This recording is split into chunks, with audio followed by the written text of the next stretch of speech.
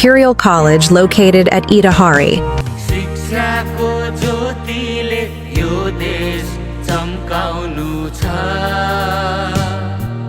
ज्ञान र सिपले समाज बदल्नु छ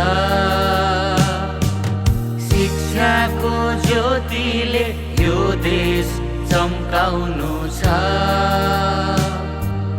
ज्ञान र सिपले समाज बदल्नु छ